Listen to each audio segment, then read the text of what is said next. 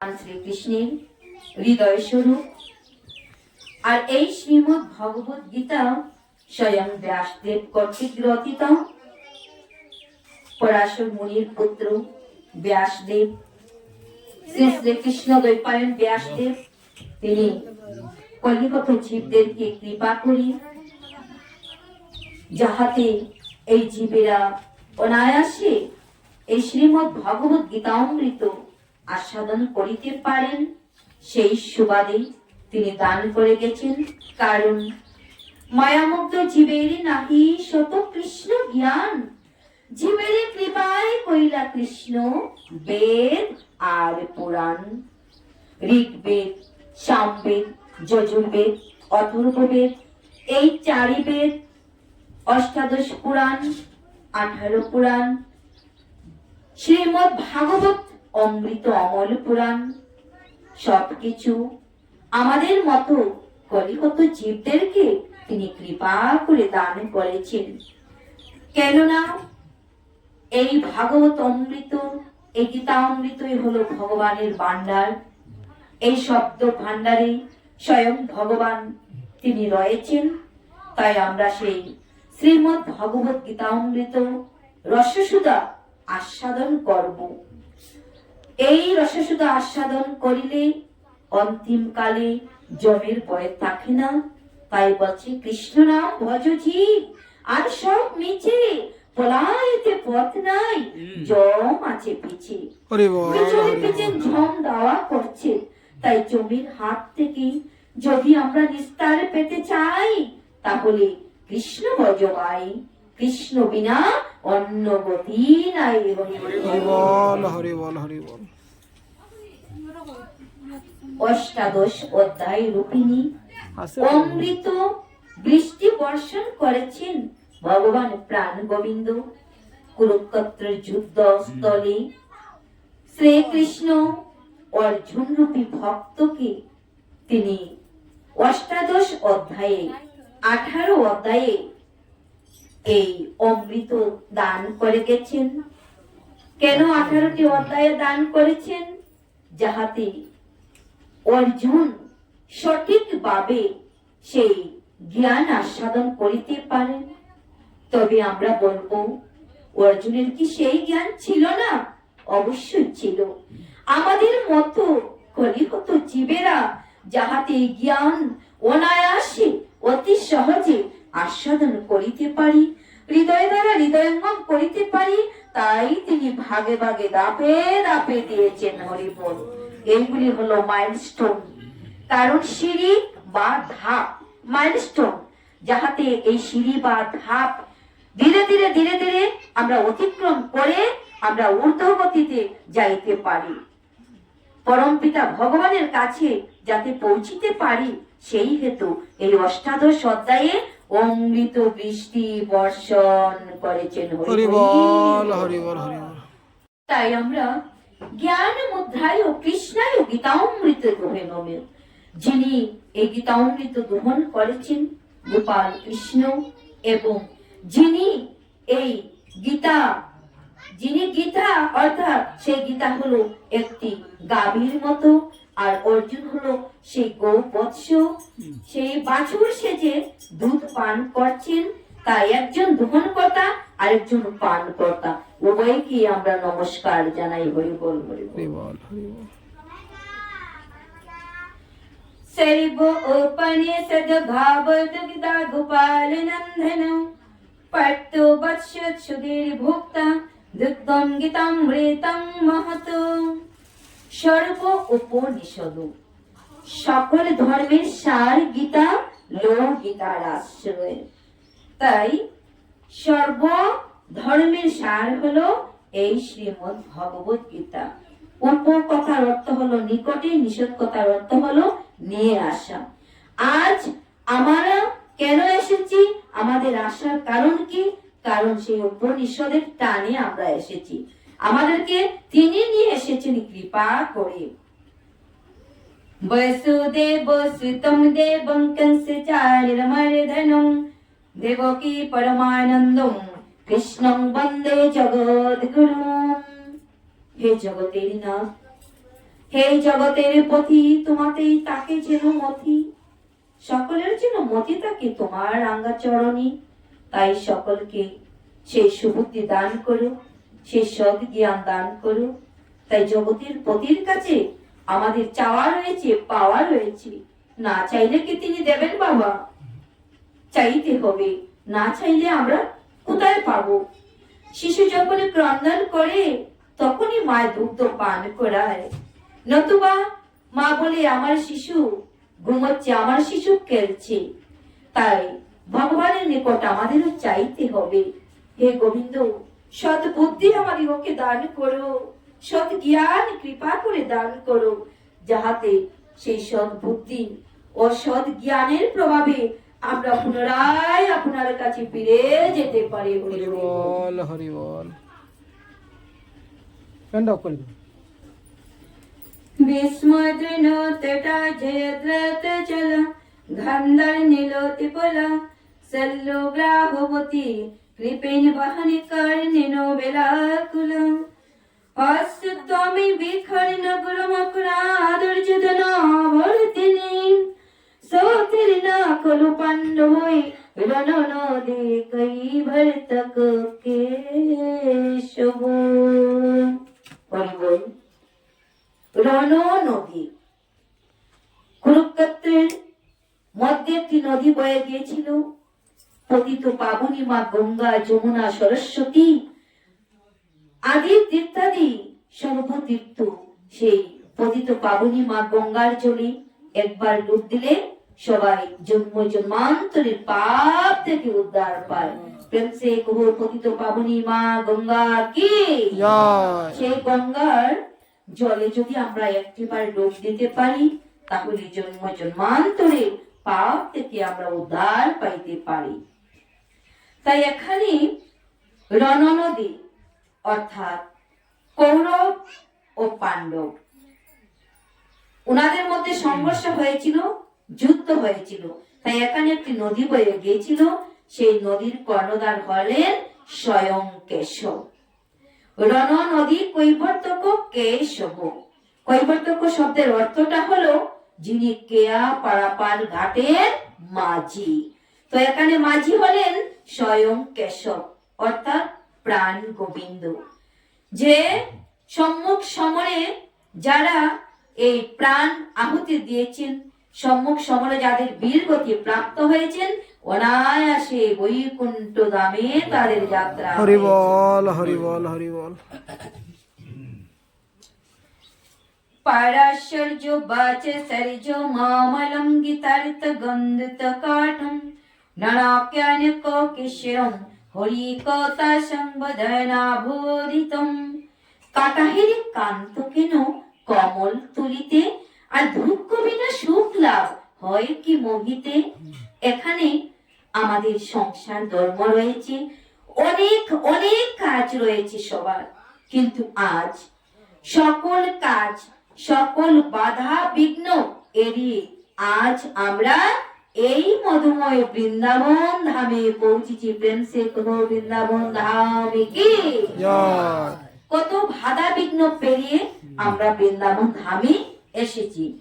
তাই কমল তুলিতে হলে কাটা হাতে বিঁধবে, তাই কাঠার যেন ভয় হয় না।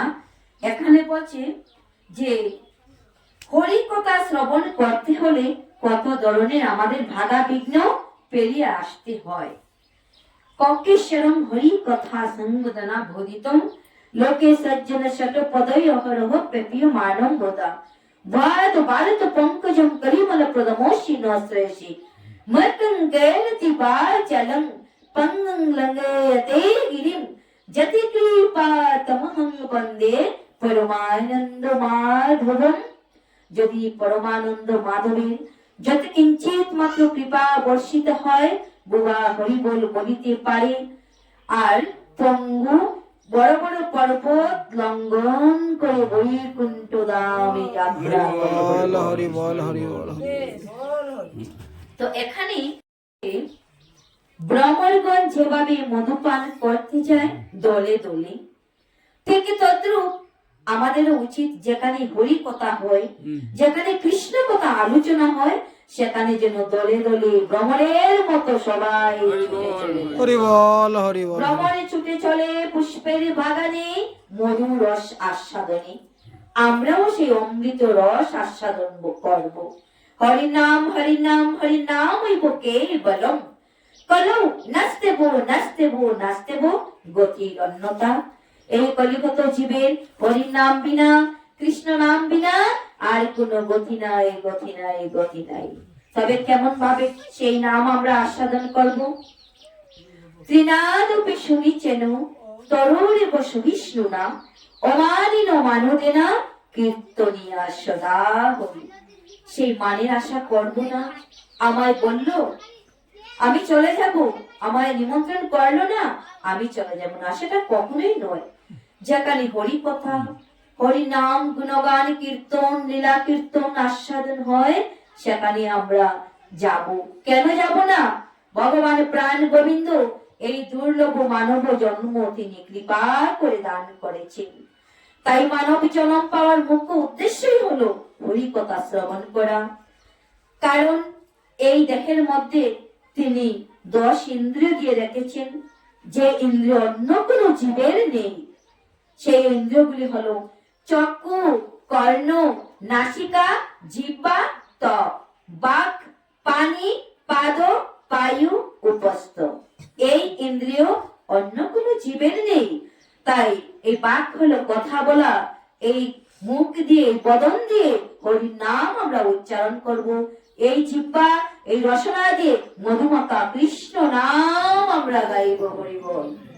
এই হাত দিয়ে গোবিন্দের সেবা করব, এই চরণ দুটি দিয়ে আমরা হেঁটে হেঁটে যাব, আর হস্ত দিয়ে গোবিন্দকে প্রণাম করব। হা গোবিন্দ, সবাইকে কৃপা করো, হরি বল।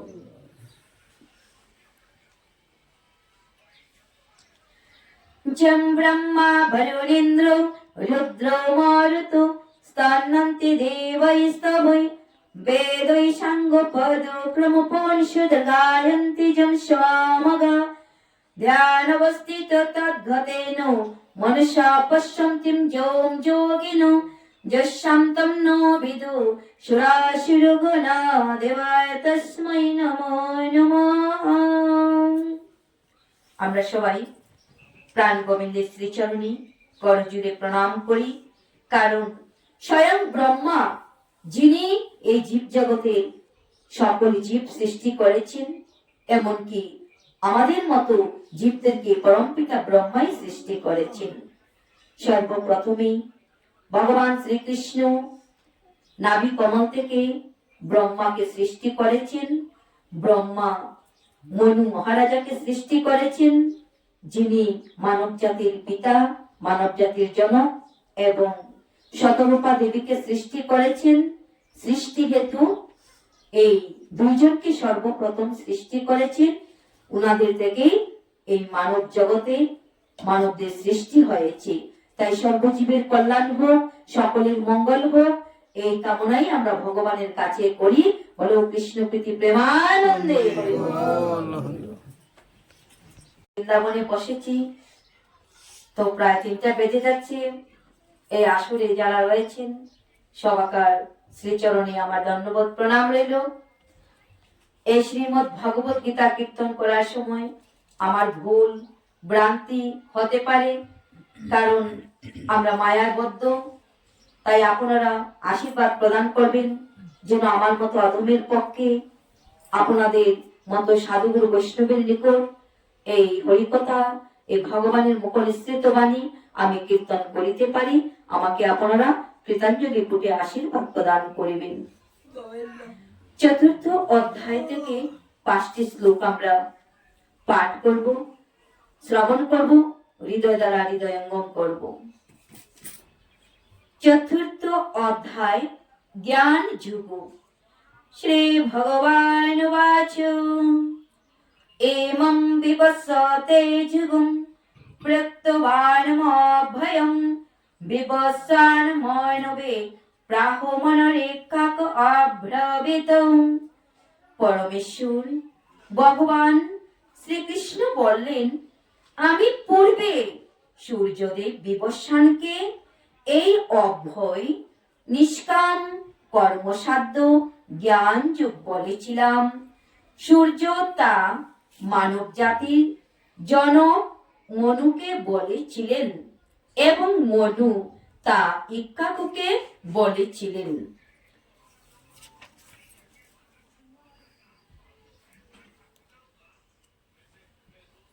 एवं परंपरा प्राप्तम एवं राजर्षो विदु सकालेन महता जुगो नष्ट परंतप।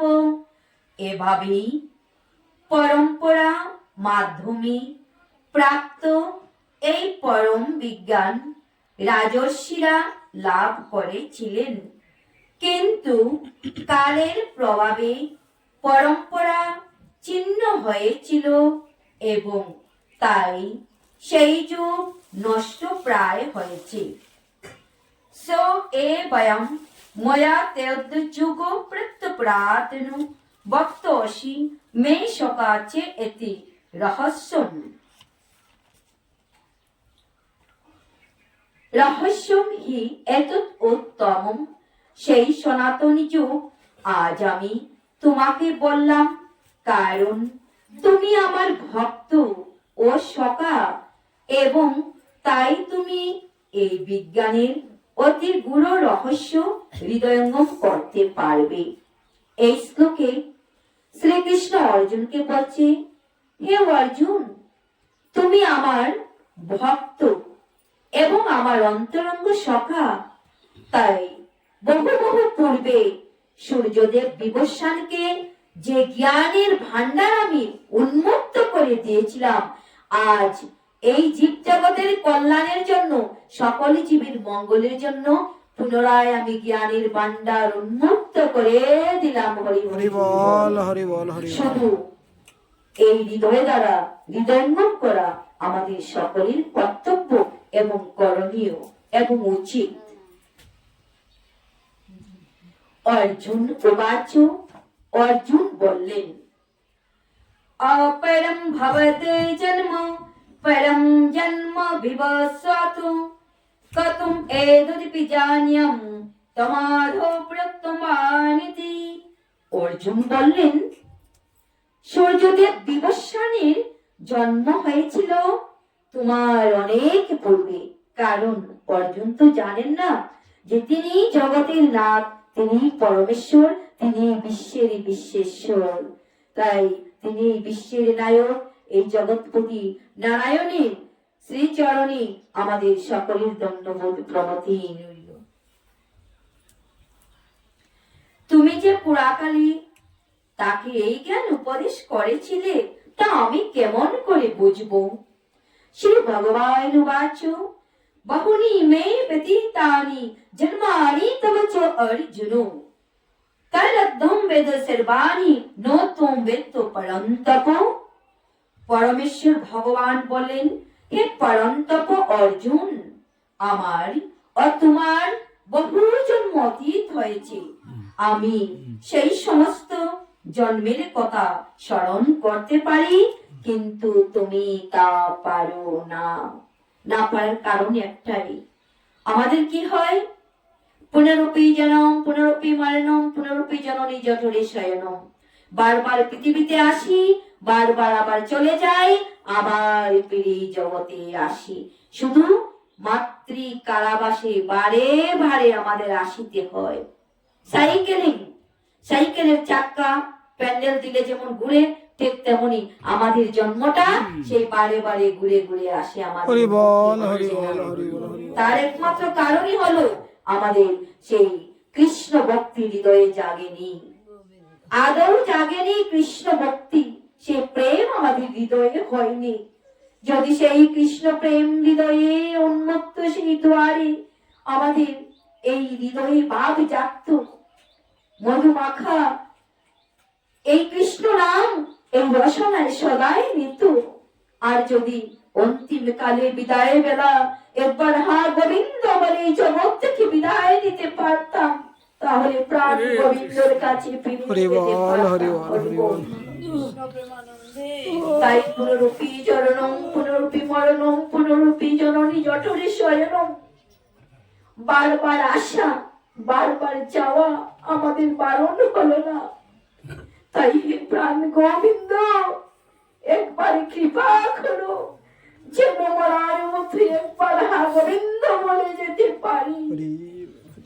তুমি একমাত্র কান্ডারি। অর্জুনের রথের সারথি হয়ে অর্জুনকে দিয়েছিল সেই রথটি চালিয়ে, আর এই রথের কান্ডারি হয়ে আমাদের রথ যেন চালিয়ে নে প্রাণ গোবিন্দ। এটি তোমার কাছে আমাদের নিত্য প্রার্থনা। একবারই কৃপা করো হে গোবিন্দ, একবারই কৃপা করো, যেন তোমার সন্তান হয়ে তোমার কাছে যেতে পারি ফিরে। হরিবল হরিবল। সকলেরই পিতা, তিনি বীজ বপনকারী পিতা, তাই ওনার কৃপাতে এই জগতে আসা। এই জিহ্বা, এই রসনা আমরা যেন মনের বশবর্তী না হয়ে জ্ঞানের মাধ্যমে সেই আলোর পথ গুরুদেব দর্শন করিয়েছে।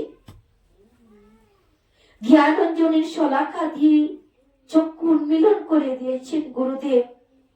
তাই গুরুদেবের হাত ধরে চলে সহজ সরল রাস্তায় প্রাণ গোবিন্দের কাছে যেন পুনরায় ফিরে যেতে পারি।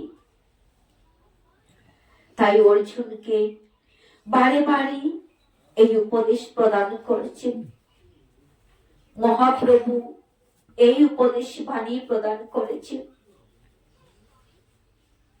যে পৃথিবীতে যত আছে নগরাদি গ্রাম, সর্বত্র প্রচার হোক এই মধুমাখা কৃষ্ণ নাম। হরি বল হরি বল হরি বল।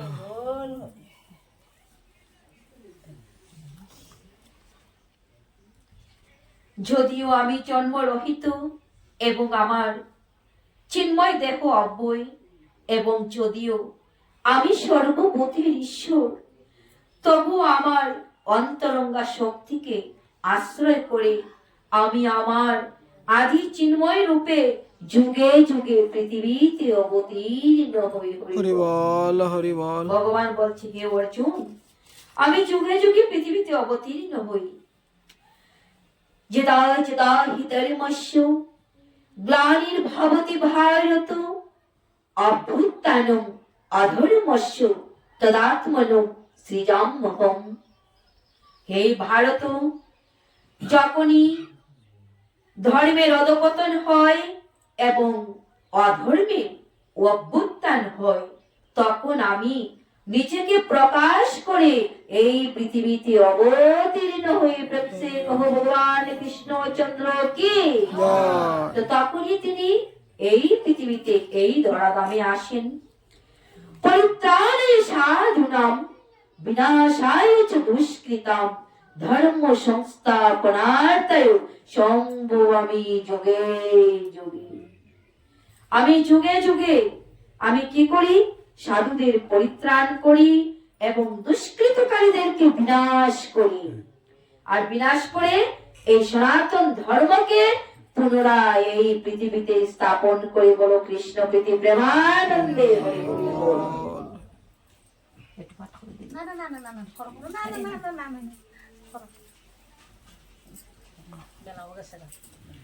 তো যাই হোক, বেলা অবসান্ন, আমাদের জীবনের বেলা অবসান্ন। শ্রী চৈতন্য চরিতামৃতে শ্রীল কৃষ্ণদাস কবিরাজ তিনি এই শ্লোকগুলি বলেছিল। সৃষ্টি হেতু যেই মূর্তি প্রবঞ্চে অবতরে, সেই ঈশ্বর মূর্তি অবতার নাম ধরে। মায়াতীত পরভূমে সবার অবস্থান, বিশ্বে অবতরী ধরে অবতার নাম। ভগবান একমাত্র শ্রীকৃষ্ণ, তিনি সকল অবতারের অবতরী। তিনি যুগে যুগে যখন আসেন তখনই তিনি অবতার নাম ধরেন। ভগবত ধাম থেকে এই জড় জগতে প্রকট হবার ফলে ঈশ্বর মূর্তি অবতার নাম ধরে। এই অবতারেরা অপ্রাকৃত পরভূমে অবস্থান করেন। প্রাকৃত জগতে অবতরণ করার জন্য তাকেই অবতার বলা হয়।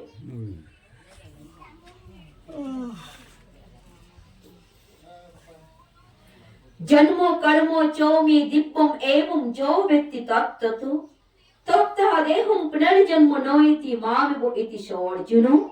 হে অর্জুন, যিনি আমার এই প্রকার দিব্য জন্ম ও কর্ম যথাযথভাবে জানেন, তাকে আর দেহত্যাগ করার পর পুনরায় জন্ম গ্রহণ করতে হয় না, তিনি আমার নিত্য ধাম লাভ করেন। হরি বল হরি বল হরি